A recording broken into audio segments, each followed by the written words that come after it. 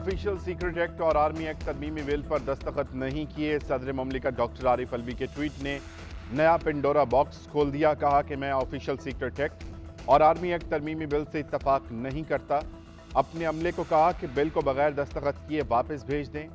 मजीद कहा कि मैंने अमले से काफ़ी बार तस्दीक की कि बिल्स बगैर दस्तखत के वापस भेज दिए गए। आज मालूम हुआ कि मेरे अमले ने मेरी मर्जी और हुक्म को मजरू किया। अल्लाह सब जानता है। मैं इनसे माफ़ी मांगता हूं जो इन बिल्स से मुतासिर होंगे। मैंने इन बिल्स पर दस्तखत नहीं किए। उधर ऐवान सदर के ज़राए का कहना है कि सदर ने गैजेट नोटिफिकेशन देखने के बाद भी रद्द अमल दिया है।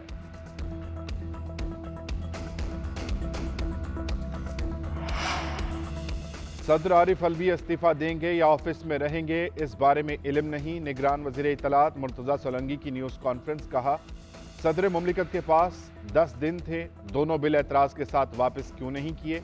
ऐवान सदर का कोई रिकॉर्ड कब्जे में नहीं लेंगे। अगर सदर का स्टाफ उनके कंट्रोल में नहीं तो यह उनका मामला है। वज़ीर कानून अहमद इरफान असलम ने कहा कि सदर के पास 2 इख्तियार हैं, वो बिल मंजूर करें या उसे एतराज़ के साथ वापस कर दें। तीसरा कोई रास्ता नहीं है। अगर बिल वापस ना किया जाए तो 10 दिन के अंदर कानूनन खुद ब खुद मंजूर हो जाता है। हमें ऐवान सदर से बिल वापस मौसूल हुए ही नहीं तो हमें बिलों पर सदर के एतराज़ का कैसे पता चलेगा। पीटीआई अदालत जाती है तो यह उनका आईनी हक होगा। वजारत कानून व इंसाफ का सदर के हालिया ट्वीट पर तशवीश का इजहार। वजारत कानून व इंसाफ ने कहा कि आइन के आर्टिकल 75 के मुताबिक जब कोई बिल मंजूरी के लिए भेजा जाता है तो सदर के पास 2 इख्तियारात होते हैं, या मंजूरी दें या मामला पार्लियामेंट को भेजें। आर्टिकल 75 कोई तीसरा ऑप्शन फराहम नहीं करता। सदर ने जानबूझकर मंजूरी में ताखीर की। उधर वजारत कानून ने गैजेट नोटिफिकेशन के साथ इंटरनल वजाहती नोटिफिकेशन जारी कर दिया।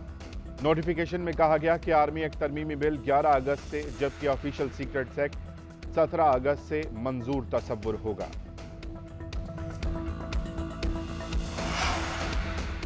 आरिफ अलवी का बयान सदर के ओहदे की तौहीन है। कौन झूठ बोल रहा है, क्या इसका तायुन ट्वीट से होगा। साबिक वज़ीर दाखिला राना सनाउल्लाह कहते हैं कि अगर ऐसा हो गया था तो सदर साहब इंक्वायरी होल्ड करते। आरिफ अलवी ने इस मनसब को शर्मिंदा किया। इस मामले को अब इंक्वायरी से हल किया जा सकता है। इस मामले से पूरी दुनिया में हमारी बदनामी होगी। इसहाक डार बोले कि सदर का बयान नाकाबिल यकीन है। इखलाकियात का तकाजा है कि सदर मुस्ताफ़ी हों।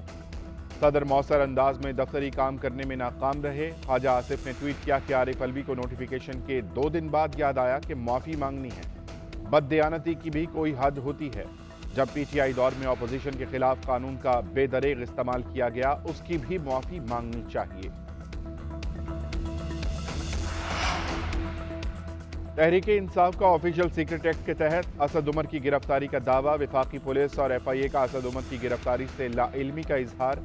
उधर साइफर केस में शाह महमूद कुरैशी का 1 रोज़ा जिस्मानी रिमांड मंजूर। मजिस्ट्रेट का आज मुतल्लिका अदालत में पेश करने का हुक्म।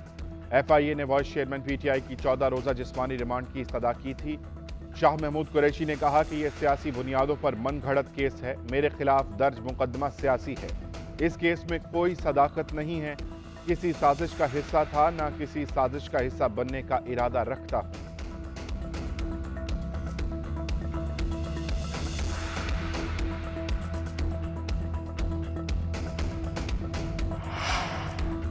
बगैर इजाजत जलसे और कार सरकार में मुदाखलत का मुकदमा। ईमान मजारी के जिस्मानी रिमांड की इस्तदा मुस्तरद। अदालत ने ईमान मजारी को जुडिशल रिमांड पर जेल भेज दिया। पुलिस ने ईमान मजारी के जिस्मानी रिमांड की इस्तदा की थी।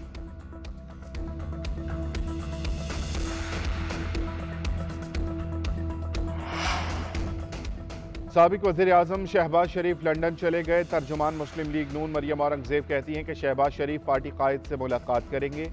नवाज शरीफ की वतन वापसी पर मुशावरत होगी। पार्टी के दीगर रहनुमा भी नवाज शरीफ से मिलने पहुंचेंगे। कानूनी टीम नवाज शरीफ को वतन वापसी पर केसेस के हवाले से ब्रीफिंग देगी।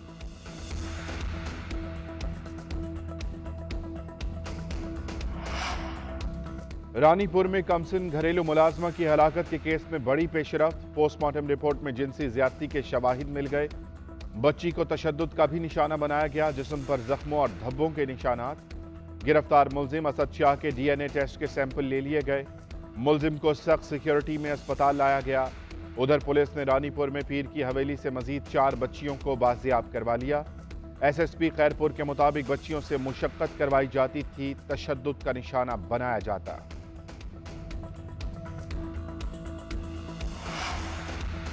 पिंडी भटिया के करीब मुसाफिर कोच की पिकअप को टक्कर, हादसे के बाद बस में आग लग गई। रेस्क्यू हुकाम के मुताबिक आग पिकअप में लोडेड डीजल की वजह से लगी। देखते ही देखते आग ने दोनों गाड़ियों को अपनी लपेट में ले लिया। खौफनाक हादसे में खातीन और बच्चों समेत 20 मुसाफिर जाँ बहक, 15 अफराद जख्मी हुए। हलाकतें बढ़ने का खदशा। जाँ बहक होने वालों में एक ही खानदान के 4 अफराद शामिल थे। बस में 35 से जायद अफराद सवार थे। मुतासरा बस कराची से इस्लामाबाद जा रही थी।